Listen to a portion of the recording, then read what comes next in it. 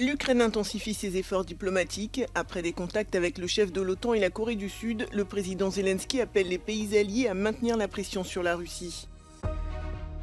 Des candidats éliminés au premier tour de la présidentielle en Roumanie ont déposé des requêtes en annulation après la victoire du nationaliste Călin Georgescu.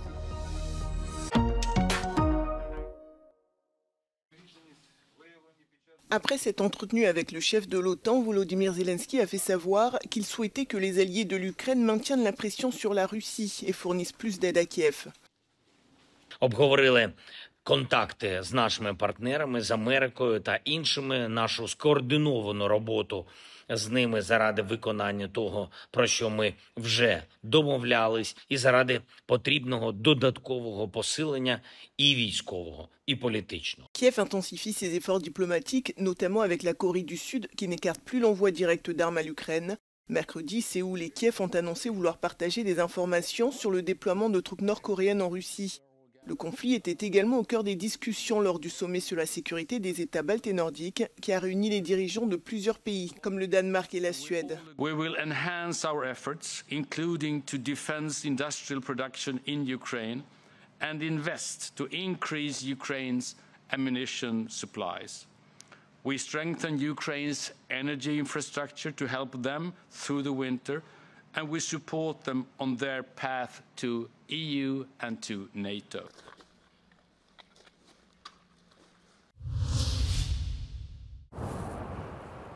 La Suède demande le retour du cargo chinois dans ses eaux territoriales afin de faciliter l'enquête ouverte après que des câbles sous-marins ont été endommagés en mer Baltique.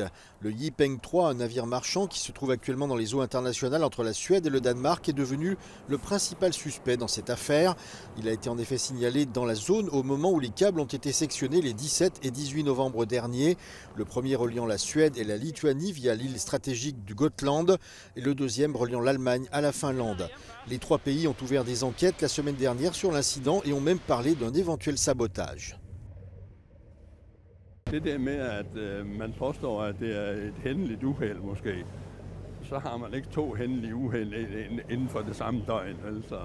Det så begynder lige pludselig at ligge stille, og i det her tilfælde oven på 3 kabler. Det er ikke en normal adfærd for et handelsskib.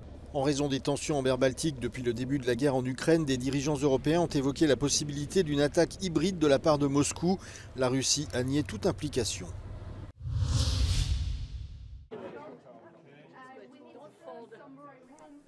Rendre l'UE plus compétitive, ce sera l'un des grands défis des membres de la Commission européenne, nouvellement approuvé par le Parlement de Strasbourg.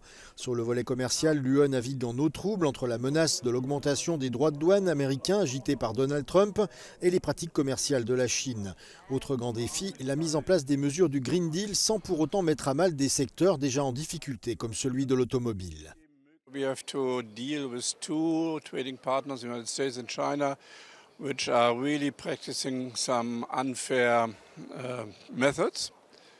Mr. Trump will set some tariffs. We have to sharpen our weapons against that and have some defense measures on track.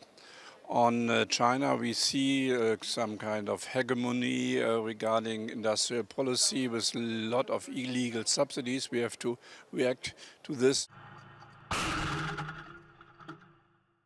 Après bientôt 3 ans de combat, la guerre en Ukraine a connu une nouvelle escalade. Suite à l'engagement de milliers de soldats nord-coréens dans les rangs russes, les États-Unis et le Royaume-Uni ont donné leur feu vert à Kiev pour utiliser des missiles à longue portée. Le soutien des États membres à Kiev et au processus d'adhésion de l'Ukraine à l'UE sera un important dossier de la nouvelle Commission.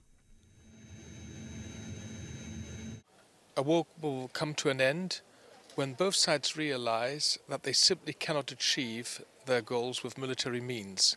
And that's why it's so important to continue to support Ukraine militarily with whatever we have, whatever it takes, that Mr. Putin realizes this brutal war of aggression is a failure. We as European Union will certainly be involved in any kind of peace negotiation. Sous l'influence croissante de l'extrême droite au Parlement européen, la Commission pourrait également adopter une ligne plus dure en matière d'immigration, ce qui pourrait créer des tensions. We have seen von der Leyen doing steps in the wrong direction, addressing member states to innovative solutions, meaning externalization of the external borders of the European Union and the management of migration and asylum seekers, which is not only unacceptable for the S&D group, but also inconsistent with the legislation that we have put in place. Alors que l'Allemagne risque d'entrer en récession pour la deuxième année consécutive et que la dette de la France s'alourdit, la question du nouveau budget pluriannuel de l'Europe risque d'être encore plus brûlante qu'elle ne l'a jamais été.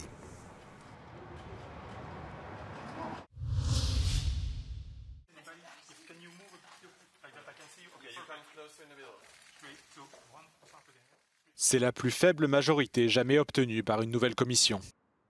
Le nouveau collège des commissaires a reçu mercredi le feu vert des députés européens à 54% des suffrages, avec 370 voix pour, 282 voix contre et 36 abstentions. Une majorité relativement instable se dessine donc pour les 5 prochaines années. Il n'y a pas vraiment de majorité. En fait, aujourd'hui, dans l'Union européenne, on a une droite qui se sent toute puissante, avec Ursula von der Leyen, avec Manfred Weber ici au Parlement européen, qui pense qu'elle peut un jour se tourner vers l'extrême droite pour nouer des alliances, détruire notamment les lois environnementales, et puis le lendemain, quand ça les arrangera, se tourner vers la coalition des démocrates et des forces pro-européennes. Les 3 groupes centristes qui formaient la majorité de la législature précédente n'ont pas pu garantir la moitié des voix. Pour des raisons différentes, le PPE de centre-droit et les socialistes et démocrates de centre-gauche ont subi d'importantes défections dans leurs rangs. Face à cette division apparente au sein des groupes centristes du Parlement européen, la Commission aura probablement besoin de se rapprocher de la gauche ou de la droite de l'hémicycle pour faire passer des lois dans les années à venir. Les eurodéputés français se sont majoritairement opposés à la nouvelle Commission européenne, à l'exception des membres du groupe libéral Renew Europe et du Parti populaire européen. Ursula von der Leyen avait été reconduite le 18 juillet à la tête de la Commission avec 401 voix, soit 31 voix de plus que son nouveau collège de commissaires. On content, I believe that we can also find some consensus, some agreement with the Greens on the one hand, or the European Conservative and Reformists on the other hand. But once again, it's the three groups in the centre of the European Parliament, the EPP, the Socialists and the Renew Group. They need to coordinate their policies, their activities, and then we will always have roughly 370 to 400 members, and that is a majority. Ce vote a révélé d'autres fractures. Les conservateurs et réformistes européens étaient presque divisés en deux, certains votant en faveur et d'autres contre la nouvelle commission. Les Verts n'ont pas non plus réussi à s'aligner sur les consignes de vote. La commission ne pourra donc pas s'appuyer sur une majorité stable pour le deuxième mandat d'Ursula von der Leyen. En Roumanie, 2 candidats qui ont été éliminés au premier tour des élections présidentielles de dimanche ont déposé des requêtes auprès de la Cour constitutionnelle du pays afin d'annuler les résultats pour cause d'irrégularité, de violation des règles de vote et de campagne illégale. Ces demandes interviennent après que le candidat d'extrême droite, Călin Georgescu, a pris la tête de l'élection à la surprise générale et se présente maintenant au second tour pour devenir président. Faisant principalement campagne sur les réseaux sociaux, notamment TikTok, Călin Georgescu est devenu soudainement populaire avec ses messages anti-UE et anti-OTAN. Pendant ce temps, les manifestations contre le résultat du premier tour se poursuivent pour la 3e soirée consécutive. 2000 opposants à Georgescu se sont rassemblés sur la place de la Victoire au centre de Bucarest, tandis que ses partisans se sont rassemblés sur la place de l'Université. Nu vrem un lider legionar, un lider fascist, cineva care să ne aducă războiul la graniță. Doresc ca România să nu se întoarcă în urmă cu 35 de ani. Îmi doresc să nu fie acesta ultimul protest și ultimul moment în care pot să ies în stradă. Dumneavoastră, de la cei de la presa privată, i-ați răstălmăcit vorbele în fel și chip. Nu a spus niciodată că este anti-UE, nu a spus niciodată că este anti-NATO. Îndeamnă numai la pace. La Cour constitutionnelle se penchera sur les 2 requêtes ce jeudi.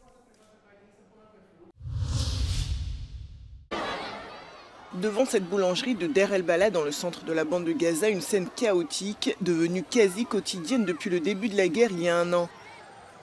Ces Gazaouis affamés espèrent acheter du pain, mais ici il sort au compte-gouttes en raison du manque de farine et de carburant. The World Food Programme says that all bakeries in central Gaza have shut down due to severe supply shortages.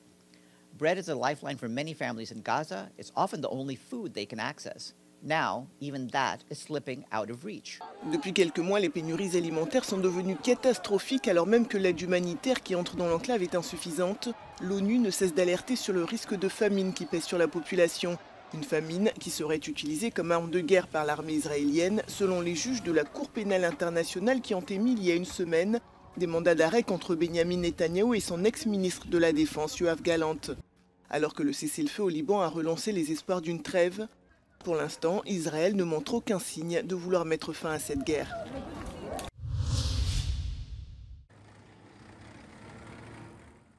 Le gouvernement intérimaire du Liban a réaffirmé mercredi son engagement à remplir sa part de l'accord de cessez-le-feu.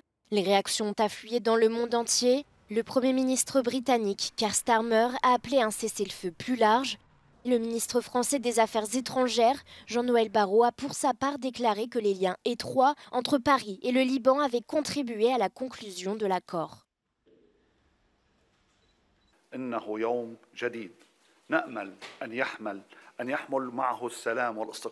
Mr. Speaker, the ceasefire announced in Lebanon is long overdue, but demonstrates that diplomacy can succeed even in the most challenging of circumstances.